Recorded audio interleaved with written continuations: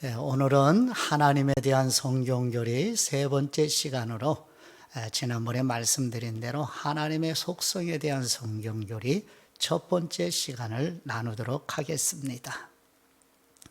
먼저 묵상 첫 번째로 하나님은 성령님의 영감으로 기록된 성경에 무슨 내용을 기록하게 하셨나요? 하는 질문의 한 문장으로 다시 한번 마음에 새겨 보실까요? 성경은 하나님께서 죄를 지은 인간을 예수 그리스도의 십자가 사역을 통해 성령님의 능력으로 구속하시는 계시의 책입니다. 아멘. 이렇게 성경 전체를 한 문장으로 살펴 정리를 했고요. 지난주에 우리 나누었던 하나님의 본성에 대한 성경 교리를 배우는 우리 마음의 올바른 태도는 무엇인가요? 하는 질문으로 나누었던 것 다시 한번 살펴봐요. 하나님을 아는 것이라고 그랬죠. 그리고 하나님을 성경대로 올바르게 알아서 하나님께 합당한 예배 드리기 위함이기에 하나님에 대한 경외심을 가져야 한다고 우리 함께 나누었어요. 누구처럼요? 모세처럼요. 하나님에 대한 성경교리를 나눌 때 우리 모두 하나님에 대한 경외심을 늦추지 않으셔야 되겠죠. 자, 세 번째는 하나님께서 성경에 계시해 주신 하나님의 본성은 세 가지로 정리를 했습니다. 첫 번째, 하나님은 무한하십니다. 제한이 없으시고 한계가 없으신 분입니다. 두 번째, 하나님은 영이십니다. 어떤 형체가 있거나 물질적인 특징이 없는 분이시지요. 세 번째, 하나님은 인격이십니다. 하나님의 형상으로 지음받은 사람이 인격적인 존재라고 하면 창조하신 하나님 역시 인격적인 분임을 우리 알 수 있지요. 하나님은 무한하시고 영이신 분, 그 다음에 인격이신 분, 이렇게 하나님의 본성 세 가지로 정리를 했습니다. 자, 이런 하나님의 본성 다음에 이어지는 이제 하나님의 속성에 대한 성경교리를 살펴보면서 하나님의 속성에 대한 성경교리를 배우는 목적도 역시 하나님의 본성에 대한 성경교리를 배우는 목적과 동일한, 다시 한번 되새겨봐요. 하나님을 올바르게 알고 하나님의 이름에 합당한 예배를 드리기 위하여서 하나님의 속성을 알아보게 되는 것입니다. 우리 하나님의 말씀 같이 보시지요. 요한복음 4장 21절에서 22절 말씀입니다. 예수님께서 이르시되 여자여 내 말을 믿으라. 이 산에서도 말고 예루살렘에서도 말고 너희가 아버지께 예배할 때가 이르리라. 너희는 알지 못하는 것을 예배하고 우리는 아는 것을 예배하노니 이는 구원이 유대인에게서 남이라. 아멘. 요한복음 4장 21절에 말씀해 보면 내 말을 믿으라 이렇게 번역이 되어 있어요. 그러나 원어 성경에는 내 말을 믿으라 이 말이라는 단어가 없어요. 그래서 쉬운 번역 성경, 우리말 성경 번역, 그 다음에 영어의 킹 제임스 버전과 NIV 번역 성경에는 나를 믿으라 이렇게 번역이 되어 있습니다. 이게 옳은 번역이라 할 수 있습니다. 물론 예수님 자신을 믿는 것과 예수님의 말씀을 믿는 것에는 예수님을 믿는 내용에 내포되는 것이라 할 수 있죠. 그러나 같은 것은 아니에요. 이런 것을 우리가 함께 염두에 두시면 좋겠어요.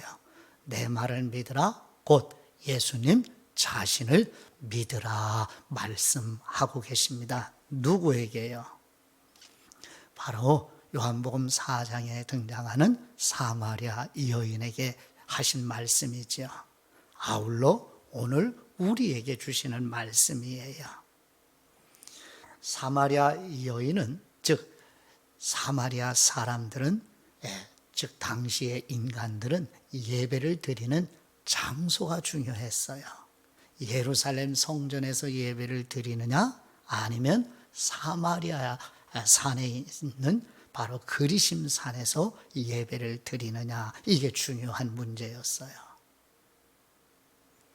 근데 예수님께서는 장소에 국한해서 구약의 배경에서 예배를 예루살렘 성전으로 국한시키는 이 시대에 중보자이시며 대제사장이신 예수 그리스도의 구속의 사역으로 거듭난 사람 곧 그리스도인은 누구나 거룩하신 아버지께 예배드릴 때가 이르게 되었다고 말씀하시지요.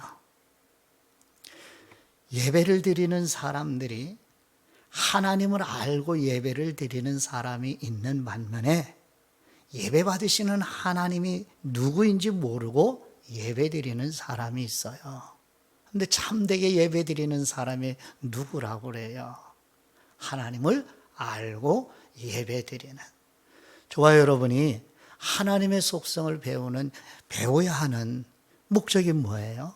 하나님을 올바르게 성경대로 알고 하나님의 이름에 합당한 예배를 드리기 위함이라는 사실을 명확하게 마음에 간직하고 있어야 되겠지요.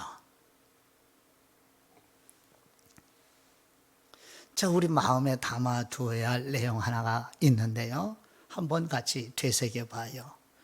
우리가 하나님을 믿는다고 말하고 하나님께 예배 드린다고 생각을 하지만 아닐 수도 있지 않는가 하는 내용입니다. 한번 우리 자신을 생각해 봐야 되겠죠.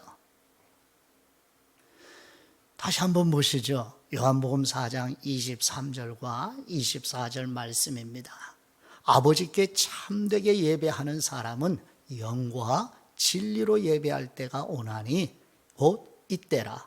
아버지께서는 자기에게 이렇게 예배하는 사람들을 찾으시느니라. 하나님은 영이시니 예배하는 사람이 영과 진리로 예배할지니라. 아멘. 하나님에 대한 성경 교리를 배우며 깨달아 믿는 사람은 하나님에 대한 경외심이 성장하게 되죠. 그래서 예배 드리는 마음의 태도가 변화가 이어지겠죠. 저와 여러분이 하나님에 대해서 배우는 이 목적이 하나님을 올바르게 예배 드리기 위함이에요. 그럼 하나님을 배우시면서 목회자인 저도 그렇고 우리 함께 모든 성도들이 예배를 드리는 마음의 태도가 예전과는 변화가 있지 않겠어요? 이것이 진리를 배우는 하나님을 배우는 성도의 믿음에 자라가는 하나의 열매가 아니겠어요?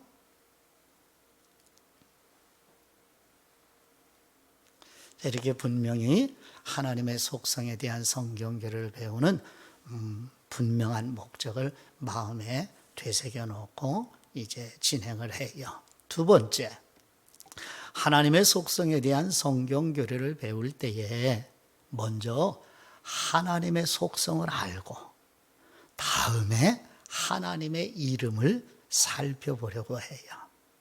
먼저 하나님의 속성에 대해서 알아본 다음에 그 다음에 이어서 하나님의 이름들을 알아보고자 합니다. 그러므로 전적으로 성경의 계시에 의존해야만 합니다.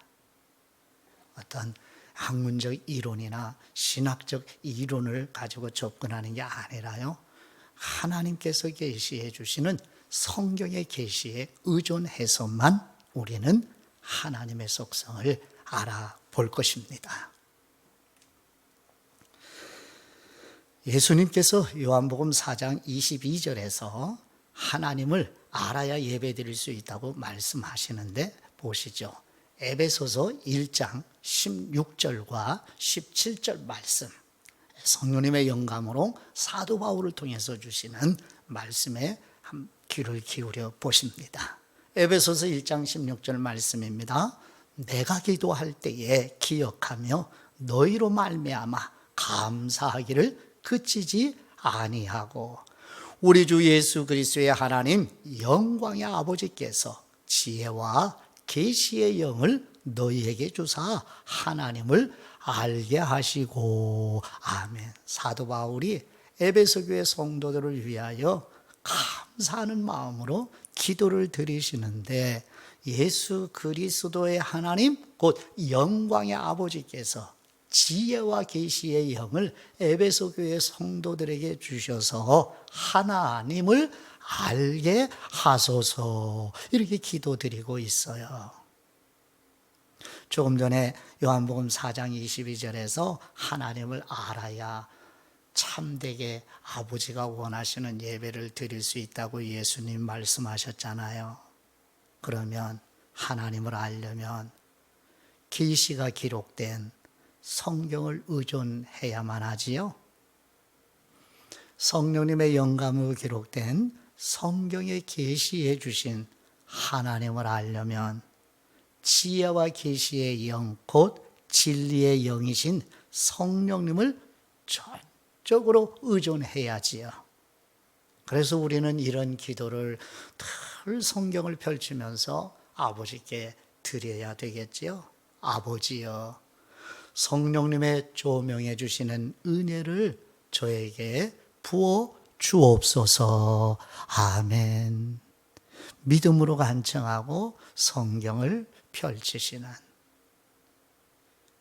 하나님의 말씀을 대할 때 늘 성령님의 조명해 주시는 의지하는 우리 모두 겸손한 마음을 견지하시는 은혜로운 성도들이 되시기를 축복합니다. 세 번째요.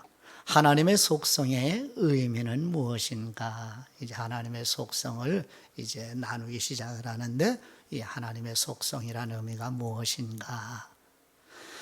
하나님의 완전하심과 하나님의 덕의 일부분입니다. 하나님의 속성이라 하면 하나님의 완전하심의 일부요, 하나님의 덕의 일부분이라고 정리를 해 주었어요. 덕스럽다, 덕망이 있다. 무엇을 의미하죠?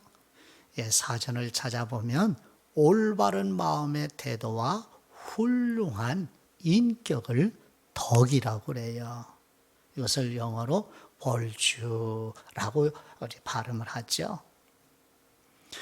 사도 베드로를 통해서 성령님의 영감으로 기록해 주신 베드로전서 2장 9절 말씀을 함께 살펴볼까요? 그러나 너희는 택하신 족속이요 왕같은 제사장들이요 거룩한 나라요 그분의 소유가 된 백성이니 이는 너희를 어두운 데서 불러내어 그분의 기이한 빛에 들어가게 하신 분의 아름다운 덕을 선포하게 하려 하심이라. 아멘. 마지막 말씀이요. 아름다운 덕을 선포하게 하려고 어두운 세상에서 우리를 불러내셨어요. 누가요? 하나님 아버지께서요. 하나님의 자녀는 하나님의 아름다운 덕, 곧 우리가 이 시간부터 나누게 될 하나님의 속성, 하나님과 하나님의 성품을 증거하도록 부르심을 받은 사람들이 그리스도인이라는 말씀이지요. 아시겠죠? 하나님의 속성은 하나님의 완전하심의 일부분이요 하나님의 덕의 일부분이다 하는 것을 정리하시고요.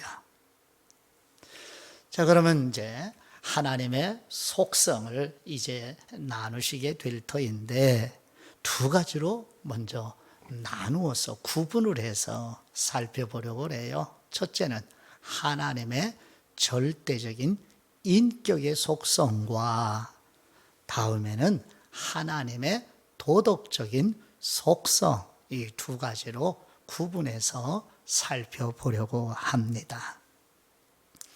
하나님의 인격에 대한 속성, 곧 하나님만이 가지는 속성이고요.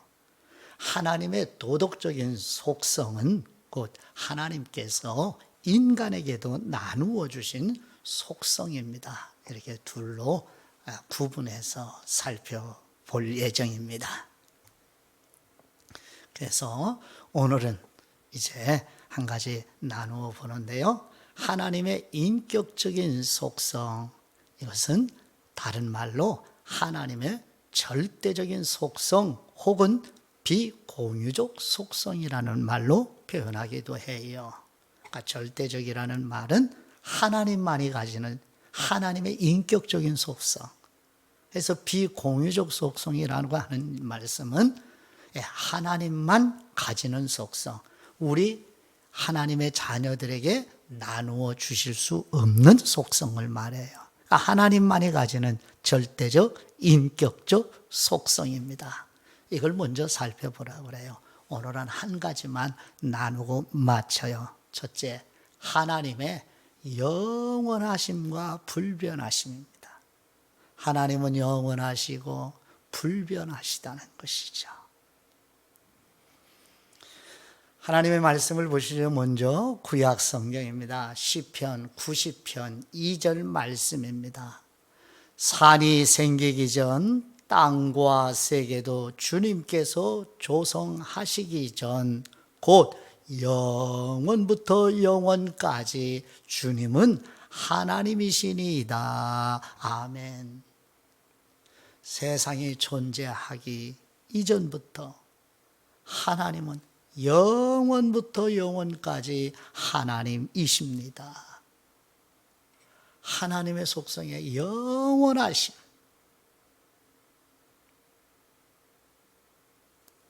뿐만 아니라 말라기 3장 6절 말씀에서는 나 여호와는 변하지 아니하시니 그러므로 야곱의 자손들아 너희가 소멸되지 아니하느니라. 아멘. 하나님은 변하지 아니하십니다. 하나님의 영원하심과 불변하심의 속성.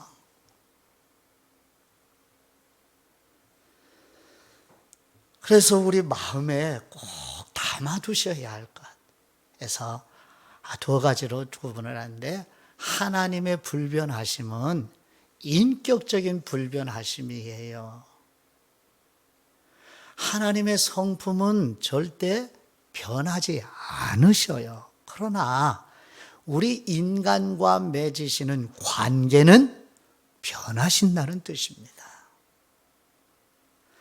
다시 말씀드리면 하나님의 불변하심은 무생물이나 혹은 기계의 불변함과 같은 특징이 아닙니다.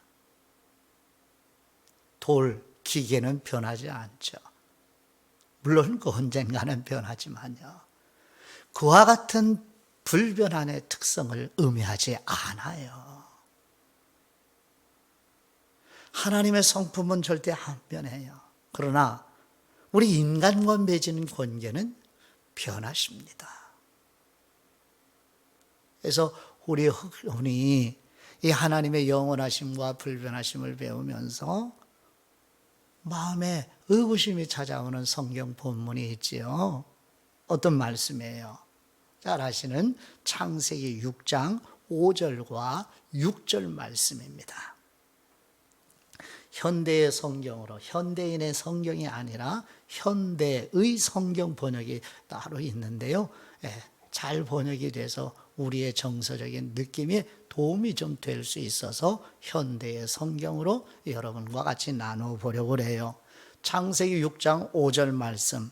여호와께서는 땅 위에 살고 있는 사람들이 얼마나 못됐는지 또 생각해내는 것이나 궁리하는 것이 얼마나 비뚤어져 있는지를 아시고 어쩌다가 내가 이 땅 위에다 사람을 만들어 놓았던가 하시면서 한탄하시며 슬퍼하셨다. 아멘.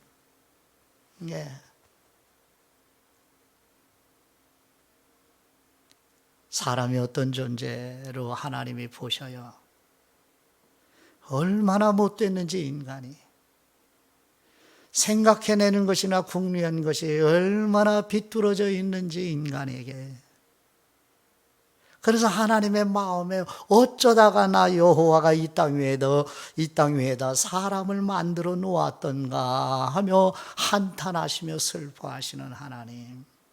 그래서 세상을 홍수로 심판하시는 영원하시고 불변하신 하나님, 하나님의 성품에는 변함이 없어요. 영원하세요. 그러나 사람과 인간이 맺는 관계에는 변화가 있으시다는 말씀입니다.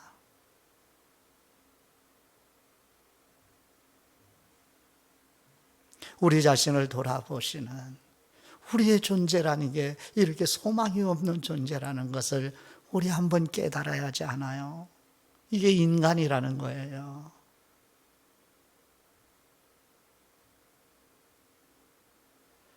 이게 인간의 실존임을 믿고 계신가요? 하나님 아니면 사람에게는 소망이 없음을 또 한 번 마음에 깊이 각인하시는, 그래서 사람에게 소망을 두지 마시고 사람을 의지하지 마시고 오직 불변하시고 영원하신 삼위일체 하나님만이 우리의 유일한 소망이요, 우리가 의존해야 할 분이라는 것을 다시 한번 우리의 온 존재로 바라보시는 모두가 되시기를 소원합니다. 두 번째 마음에 담아두어야 할 또 내용인데요. 하나님의 영원하심과 불변하심은 그리스도인에게 위로와 평안을 주기도 하지만 동시에 죄인들에게 가장 큰 두려움을 주기도 합니다. 시편 23편 6절 말씀에 다윗은 광야에서 이렇게 하나님을 찬미하지요. 내 평생의 선하심과 인자하심이 반드시 나를 따르리니 내가 여호와의 집에 영원히 살리로다. 아멘. 하나님의 영원하심과 하나님의 불변하심의 그 은총이 다윗 자신에게 위로와 평안을 준다는, 비록 광야에서 쫓겨다니는 신세이지만 내 평생의 선하심과 인자하심이 반드시 나를 따르리니 내가 여호와의 집에 영원히 살리로다. 다윗이 하나님의 영원하심을 묵상하면서 광야에 쫓기는 신세이지만 광야 빈들에서 고난의 과정을 보내고 있지만 위로와 평안을 얻고 하나님을 찬미하며 예배드리고 있는 모습을 우리에게 보여줍니다. 시편 55편 22절 말씀에는 내 짐을 여호와께 맡기라. 그분이 너를 붙드시고 의인의 요동함을 영원히 허락하지 아니하시리로다. 아멘. 우리의 짐을 여호와께 맡기라. 영원하신 하나님이 우리를 붙드시고 의인 곧 그리스도 안에서 믿음으로 말미암아 의인이 된 사람들을 요동함을 영원히 허락하지 아니하시리로다. 얼마나 위로가 되시나요? 뿐만 아니라 하나님의 불변하심과 영원하시면 죄인 악인들에게는 무서움과 두려움의 대상이죠. 시편 92편 7절 말씀에 악인들은 풀같이 자라고 악을 행하는 사람들은 다 흥왕할지라도 영원히 멸망하리라. 아멘. 하나님의 영원하심에게 불변하심이 저와 여러분이 의를 사랑하고 의를 목말라 할 때는 위로와 평안을 주시지만, 그러나 우리가 좌절하고 실패하고 실수하고 죄인의 길에 들어서게 되면 두려움이죠. 그래서 하나님의 속성을 배워나가실 때에 하나님의 속성은 두 가지를 주셔요.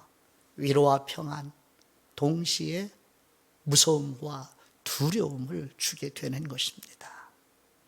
이렇게 우리 마음속에 새기고 오늘은 하나님의 속성에 대한 첫 번째, 하나님의 영원하심, 불변하심 속성을 나누었습니다.